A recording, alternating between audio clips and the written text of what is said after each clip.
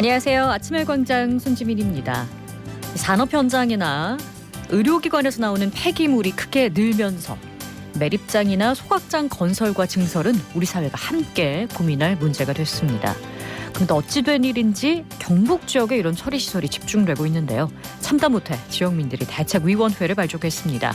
오늘 두 기자의 시선 100대 1000에서 산업, 의료 폐기물의 처리 실태와 필요한 대책들 짚어봅니다.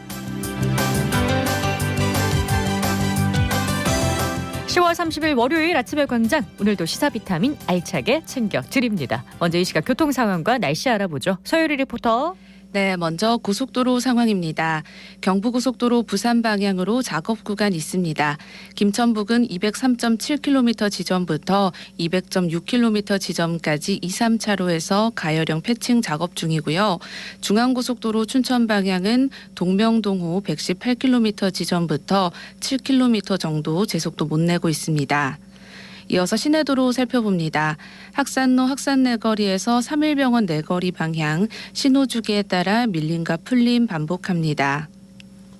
화랑로 화랑교에서 효목내거리 방향은 교통량 늘어나고 있는데요. 망우당 고가차도 들어서면서 정체됩니다.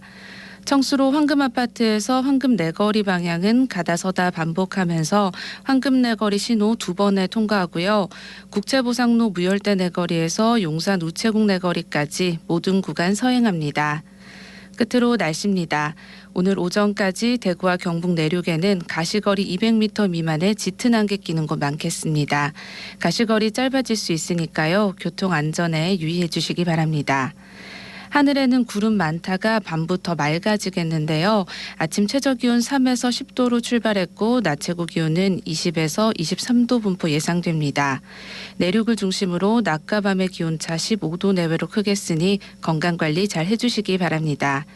미세먼지 농도는 보통 수준이고요. 현재 대구의 기온 10.2도, 습도 85%입니다. 지금까지 서유리였습니다.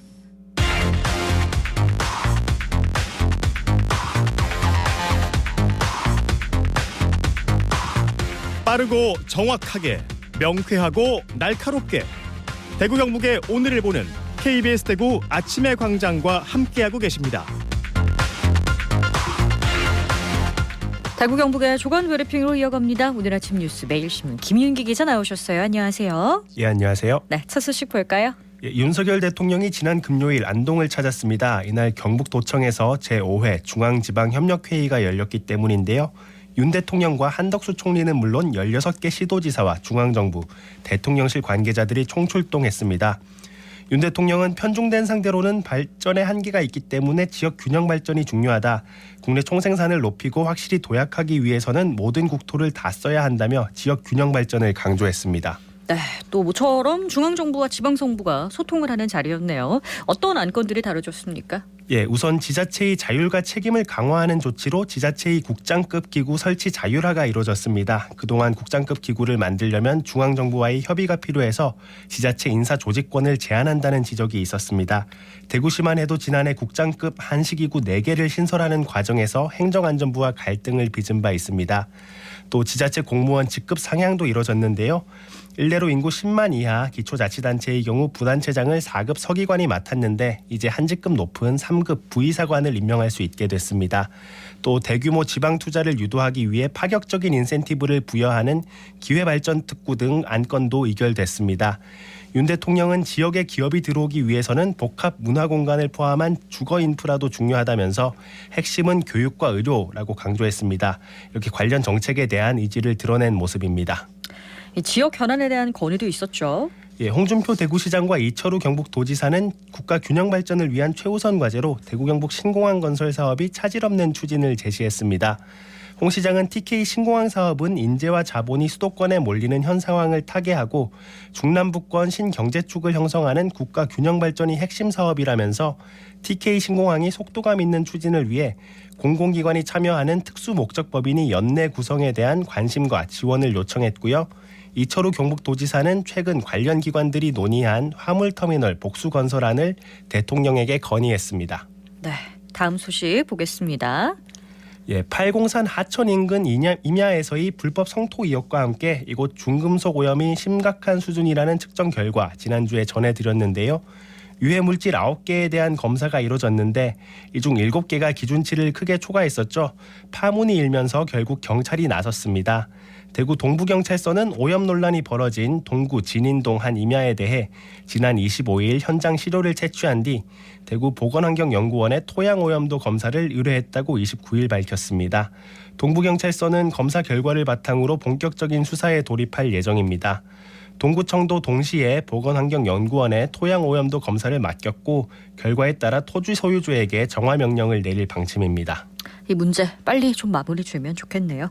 다음 소식 보겠습니다. 대구 두 번째 국제학교 설립을 추진 중인 수성구청에서 대략적인 사업 추진 방향을 제시했습니다. 수성구청은 지난 26일 교육지원과가 추진한 수성구 국제학교 설립 타당성 및 운영 방안 연구 최종 보고회를 열고 관련 내용을 공개했는데요. 초중고 12년 과정에 학년별 2개 학급 정원 300명 규모의 학교를 수성 알파시티 경제자유구역에 만드는 게 골자입니다. 네, 그렇습니다. 또 이시아폴리스에 있는 대구 국제학교만 해도 입학 대기가 꽤 길다면서요. 내국인 학생을 정원이 40%로 제한하고 있어서 내국인 입학 대기자가 100명이 넘는 걸로 알려져 있습니다. 이 때문에 대구에서 국내 다른 지역 국제학교로 학생을 보내거나 아예 해외로 조기 유학을 보내는 경우도 적지 않은 상태인데요. 두 번째 국제학교 설립이 관건은 외국인 학생 유치가 될 전망입니다. 이건 현행 규정상 외국인 학생 숫자가 일정 수준 확보돼야 국제학교가 운영될 수 있기 때문인데요. 수성구청은 대응 전략으로 수성 알파시티 기반 외국 기업 및 외국인 근로자 적극 유치를 꼽았습니다. 또 미국 내 50위권 기숙형 학교 법인을 유치하고 선호도가 높은 교육 과정을 도입해서 경쟁력을 높이는 방안도 제시했습니다. 수성구는 지난 7월 교육부로부터 교육 국제화 특구로 지정되면서 국제학교를 세우기 용이해진 상태인데요. 구청은 대구 경북 경제자유구역청과 함께 구체적인 계획을 마련할 방침이고 또 국제학교 설립 최종 인허가권은 대구시교육청이 갖고 있어서 협의가 필요한 상황입니다. 네, 글로벌 도시로 도약하기 위한 근간이 마련되길 바라겠고요. 마지막 소식 보겠습니다.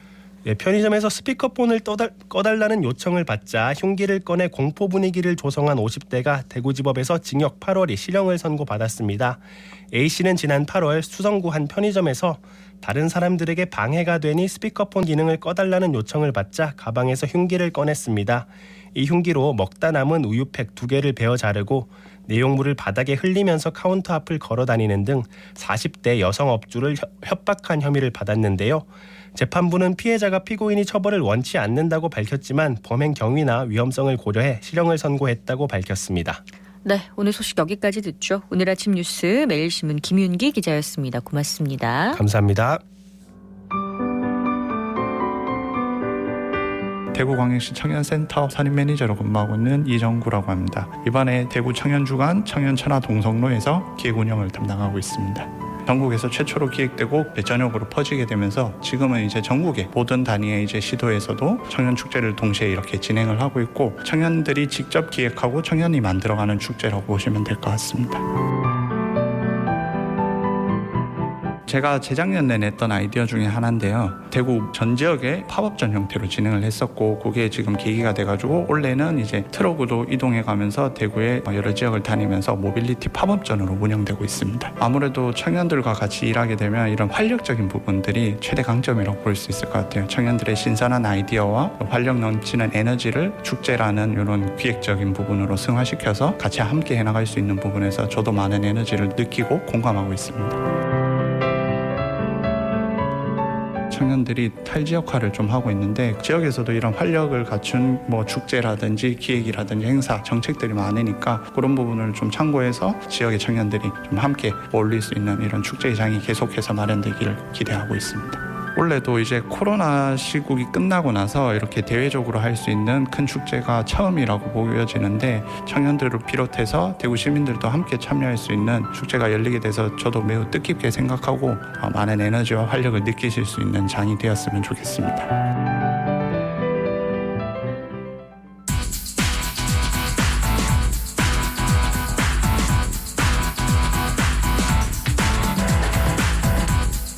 지역 현안을 보는 눈은 넓고 분석은 깊이 있습니다. 두 기자의 시선 100대 1000 경향신문 백경열 기자, 뉴스민 천용길 기자와 함께합니다. 안녕하세요. 네, 안녕하십니까. 네, 오늘은 우리 지역으로 몰리는 산업 폐기물 그리고 의료 폐기물 문제의 심각성과 대책은 어떻게 마련해야 할지에 대해서 얘기를 좀 나눠볼 텐데요.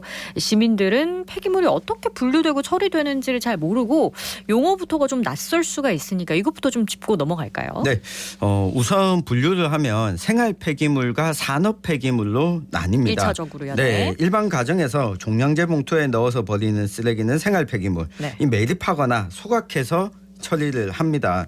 우리나라에서 연간 발생하는 폐기물, 이 쓰레기 가운데 생활 폐기물은 11.5%에 불과합니다. 아, 그래요? 나머지는 모두 산업 폐기물인데요. 이 산업 폐기물을 산업 폐기물과 의료 폐기물 이렇게 나눌 수가 있는데 네. 이걸 두고 지정 폐기물이라고 함께 부릅니다. 이 사업장 폐기물 중에서 폐유나 폐산과 같이 환경을 오염시키거나 또 의료 폐기물 등 인체에 위해를 줄 수 있는 해로운 물질은 지정 폐기물 매립장에 매립을 하고요. 네. 이 가운데 의료산업 폐기물은 따로 분류해서 소각을 시킵니다.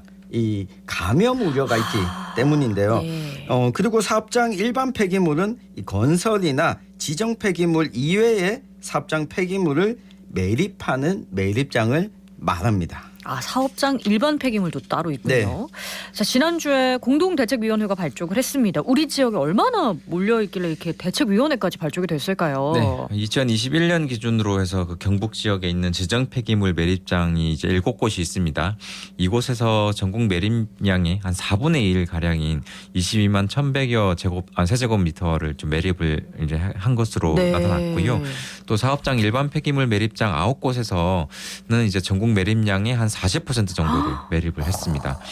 그리고 의료 폐기물 소각장이 이제 또 3곳이 있는데 네. 여기도 전국에서 나오는 양의 한 30% 정도 여기에 달하는 5만 6,400톤 가량을 소각을 한 것으로 파악이 됐는데 따지면은 이제 전국에서 나오는 양의 한 30-40% 정도를 이 경북에서 처리하고 있는 셈입니다. 의료 산업 다 합치면요. 그렇습니다. 네, 이게 사실 지역민들도 이렇게 많은 폐기물을 우리 동네에서 매립, 소각하는지 모르는 분들이 많을 것 같은데요. 산업 의료 폐기물 매립장은 구미에 2곳이 있고 경주에 2곳, 이 포항에도 2곳, 이 고령에 1곳이 있습니다. 지난 7월에는 성주군에도 1곳이 완료가 됐고요. 의료 소각장은 경주, 경산, 고령에 각각 1곳씩 있는데 2019년에 경주 안강읍에 있는 의료 폐기물 소각 시설을 증설하려는 움직임이 있어서 주민들이 반대했고 결국 2차례나 무산이 됐는데 해당 업체가 올 여름에 다시 신청서를 제출하면서 이 반발이 이어지고 있습니다. 네. 불과 2달 전에도 이제 1곳이 네. 완료가 준공이 됐다는 거잖아요. 의료 산업 폐기물 처리 절차가 어떻게 되길래 이렇게 경북 지역에 많이 몰리고 주민들이 반대를 해도 또 추진되고 이렇게 되는 거죠? 이게 매립장과 소각장의 신설이나 증설을 추진하는 주체가 네. 모두 민간 기업이기 때문입니다. 이게 산업 의료 폐기물 처리 시설은 영업구역의 제한을 받지 않는데요. 네. 폐기물 관리법 제27조는 우리가 일상에서 배출하는 생활 폐기물의 수집 운반업에 대해서만 영업 규제를 하고 있습니다. 따라서 인허가가 받으면 이제 전국 각지의 산업 의료 폐기물을 받을 수가 있는 겁니다. 네. 사업장 일반 폐기물의 인허가는 해당 시군에서 주관을 하고요. 네. 지정 의료 폐기물의 인허가는 대구지방환경청에서 맡고 있습니다. 네, 이게 이익이 많이 남기 때문에 뭐 대기업과 사모펀드까지도 뛰어들고 있다고 하는데요. 이 지자체가 인허가 권한은 없지만 이 도시계획 관리 권한은 또 지자체가 가지고 있거든요. 네. 그러면 이 지자체가 허가를 안 해주면 되는 것 아닌가 이렇게 생각하실 수도 있는데 이 농촌 지역에 몰리는 이유는 간단합니다. 이 도심이나 인구가 많은 곳에 매립장을 설치하려고 하면 업체 입장에서는 주민 수용성을 확보하는데 굉장히 시간도 많이 걸리고 이 자치단체장들도 표를 의식하다 보니까 허가를 쉽게 내주지 않습니다. 이 상대적으로 인구가 적은 지역의 경우에는 허가가 나오게 되는데 이 지자체 입장에서도 세수 확보라는 측면에서 네. 이걸 수용하게 되는 경우가 많은 겁니다. 그래서 농촌 지역에 좀 몰리게 되고 있다. 그럼 이렇게 인허가를 내주고 난 뒤에 관리 체계는 어떻게 되나요? 일단 매립장의 경우에는 법적으로 최대 30년까지 이제 해당 업체들이 화후 관리를 해야 합니다. 네. 근데 이런 관리가 좀 제대로 되지 못한 사례가 좀 많아요? 적잖이 있긴 한데 대표적인 사례가 하나 있었습니다. 고령군 다산면의 아림 아림환경이라는 곳인데 이 그 고령 지역의 의료 폐기물 소각장인 아림환경은 고령과 달성, 경남 김해와 통영 등지에 이 불법 의료 폐기물 적치장 9곳에 1급 의료 폐기물을 소각하지 않은 채 방치한 혐의가 이제 적발이 됐어요. 네. 그래서 영업정지 10개월을 받았는데 네. 1급 의료 폐기물을 소각한 뒤 소각을 해야 되지만 이를 그 농가형 창고 또는 노상에다가 이렇게 방치해서 노상에다가 이제 그렇습니다. 이제 드러난 건데 네. 이 과정에서 소각했다면 이제 서류를 조작한 것으로 드러나기도 했습니다. 문제는 이런 영업정지 처분을 받고도 이제 그 민간 업체 측이 소송을 제기할 경우인데 가동을 계속하는 경우에는 이렇게 돼서 이제 그 좀 소송이 좀 받아들여지는 경우가 있습니다. 정식 판결이 나기 전까지 네. 그렇게 되면 가동을 계속하게 되는 경우가 있는데 이렇게 되면 지자체들이 사후관리 책임을 좀 떠맡아야 되는 이런 부담이 있기 때문이죠. 실제 아림환경도 집행정지와 취소 소송을 당시에 같이 제기를 했고요. 한동안 영업을 이어가기도 했습니다. 네, 당연히 인근 주민들 입장에서는 이 환경에 대한 우려, 이 건강에 대한 염려에다가 이 주변의 집값까지 떨어지는 어려움도 겪는데 우리가 뭐 이걸 두고 새롭게 들어온다면 거부하는 것에 대해서는 님비라고 부르지 않습니까? 근데 이 님비라고 몰아세우기에는 좀 불공평한 부분이 많습니다. 이 전국 의료 폐기물 발생량의 29.7%, 약 3분의 1 가까이가 서울에서 나오는데 서울에는 의료 폐기물 소각장이 한 곳도 없습니다. 경북 지역은 의료 폐기물 발생량의 7배 이상을 소각하고 있는데 이 신설과 증설이 계속 추진되면 안 그래도 인구가 줄어든다고 하는데 누가 경북 지역에서 와서 살 것인가 이런 질문을 할 수밖에 없습니다. 그렇습니다. 무작정 님비 그러니까 이기적이라고 몰아세울 수만 없는 부분이에요. 근데 지금 경북 지역에 이렇게 많은데 더 들어온다는 얘기죠. 그렇습니다. 이 포항의 산업 폐기물 매립장이 이제 2곳이 있는데 이곳이 증설을 추진을 하고요. 네. 또 경주시 안강읍에 산업 폐기물 매립장 신설이 또 추진이 됩니다. 네. 또 고령군 계진면에 지정 폐기물 매립장을 추진하려는 업체가 지금 환경청을 상대로 소송까지 하고 있고요. 네. 다산면 월성산업단지에도 신규 산업 폐기물 매립장, 고령군 쌍림면에도 산업 폐기물 소각장이 추진되고 있다고 합니다. 네, 뭐 폐기물이 발생하면 처리는 당연히 해야 하지만 네. 우리 지역으로 몰리는 게 지금 문제거든요. 아마 지역에서 대책위원회가 발족한 이유를 청취자 여러분들께서 충분히 공감을 하실 것 같은데 그냥 좀 단순하게 생각을 했을 때 생활 폐기물은 각 지자체가 책임을 지는 것처럼 의료 산업 폐기물도 지역별로 처리하면 되지 않을까라는 생각이 들거든요. 맞습니다. 이 환경부가 이 발생지 처리 원칙을 작년부터 적용을 했습니다. 그런데 문제는 이 주체가 이 민간 업체들이기 때문에 적용이 잘 되지 않습니다. 이 대책위가 발족하고 요구하고 있는 게 권역별로 발생지 책임 원칙을 이 산업 폐기물, 의료 폐기물에도 적용하자 네. 이렇게 법 개정을 요구하고 나선 상황입니다. 네, 청 기자 말대로 이게 그 현재 이런 산업 의료 폐기물 처리 과정을 보면 관련 업체들이 모든 판을 좀 쥐고 있는 상황이에요. 허가를 받은 업체에 좀 의뢰를 맡기면 네. 단가 협의부터 계약서와 각종 신고 서류들을 작성해서 관할 지자체와 환경청 제출까지 대행해 준다고 하는데요. 이 폐기물 수집부터 최종 처리까지의 전 과정을 확인할 수 있는 올바로 시스템이라는 사이트가 구축돼 있지만 5톤 미만은 또 신고 대상이 아닙니다. 민간 시설이라는 이유로 감시에 사각지대에 있는데 이 공공성이 확보되는 주체만 좀 할 수 있도록 제한하는 것도 필요해 보인다는 지적이 있습니다. 그런데 대책위는 지역 차원에서 조례를 좀 마련해서 관리를 해달라 이런 주장을 하고 있는데 이거 가능할까요? 네, 가능합니다. 지금 법에 따르면 하루에 100톤 이상 소각 시설을 하는 경우에는 환경영향평가 대상으로 규정하고 있는데 네. 이거 낮춰서 신고를 하거든요. 그래서 지자체에서 하루에 50톤 이상이면 이 환경영향평가를 하도록 조례도 제정하고 있습니다. 17개 지자체 중에 10곳이 제정돼 있는데 네. 경북은 제정이 안 되어 있습니다. 사실 이게 상위법과 충돌하는 여지가 있어서 이 부분은 다툼의 여지가 있는데 이것뿐만 아니라 이 가능한 방법은 여러 가지가 있습니다. 이 산업단지 공단 내부가 아니면 이 도시계획시설 허가를 받도록 되어 있거든요. 근데 이거는 지방자치단체가 가지고 있는 권한입니다. 네, 인허가를 내줄 수 있는 거니까. 이 인허가를 내지 않으면 막을 수가 있기 때문에 이 상위법 개정과 더불어서 지자체장의 이 적극적인 권한 행사가 좀 필요해 보입니다.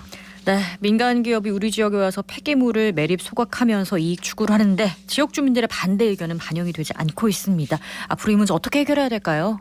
일단 산업 의료 폐기물의 처리 시설은 본질적으로 사회 전체가 좀 고민하고 부담해야 할 문제라고 지금 근데 이게 일부 지역 주민만 피해를 보고 있다는 게 계속 문제잖아요. 네. 이 방송에서 계속 얘기하고 있는 부분인데요. 국가와 경상북도가 나서서 민간 기업들의 어떤 이제 무분별하고 매립장 소각상 신설 증설을 추진하는 걸 막을 필요가 있다는 게 제 목소리입니다. 오늘의 시선 한마디로 저는 의료와 산업 폐기물 공공의 영역에서 고민할 때다라고 정리를 하겠습니다. 네, 간단하게 이 자기가 싼 건 자기가 치운다. 네. 두 기자의 시선 백대천, 경향신문 백경열, 뉴스민 천용길 기자와 함께했습니다. 고맙습니다. 감사합니다.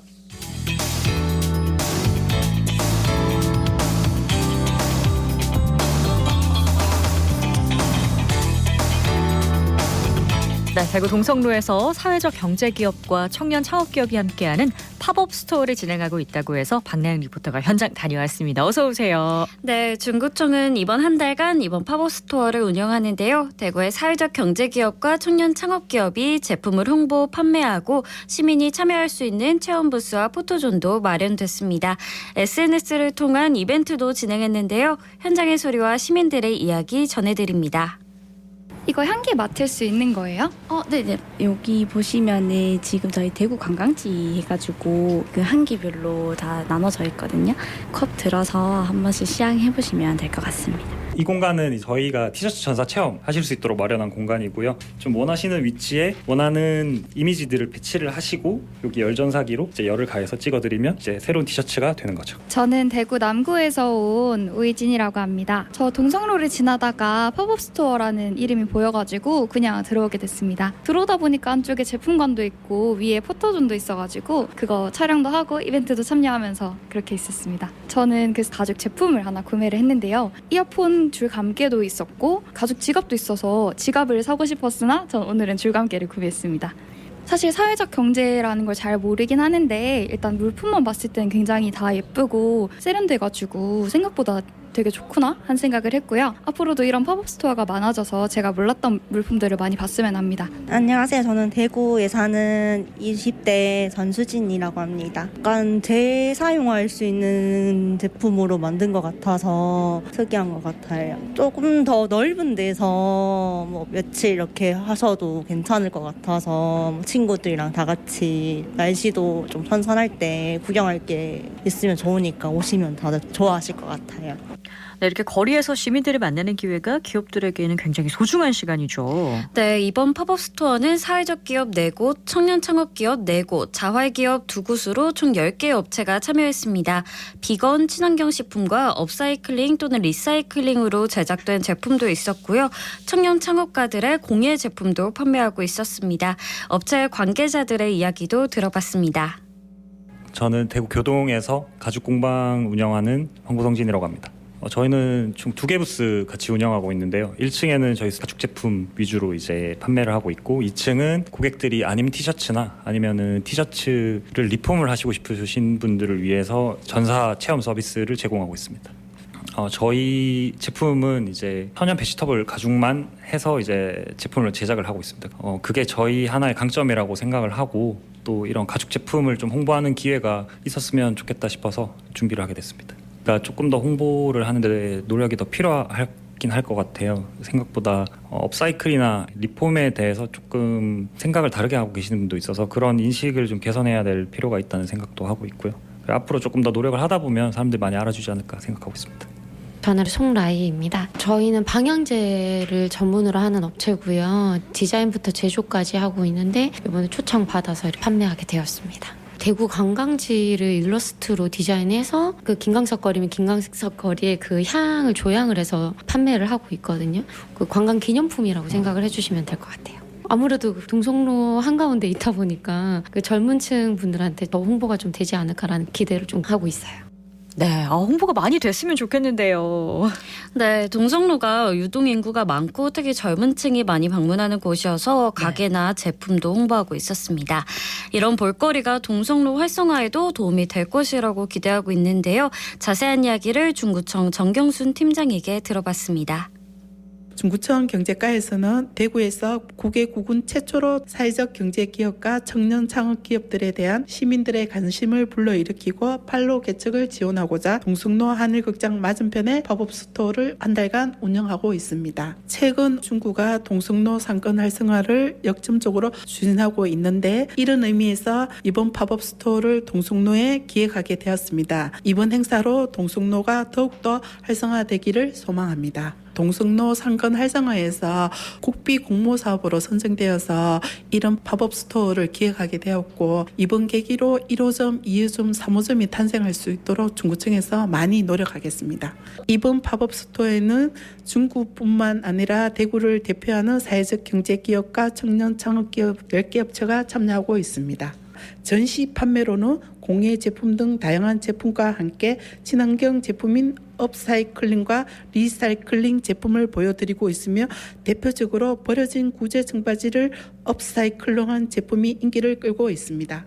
많이 구경 오셔서 즐기시고 사회적 경제기업과 청년 창업기업을 홍보해 주시면 대단히 감사하겠습니다. 팝업 스토어는 11월 15일 수요일까지 평일은 오후 3시부터 9시 그리고 주말에는 오전 11시부터 오후 9시까지 운영합니다.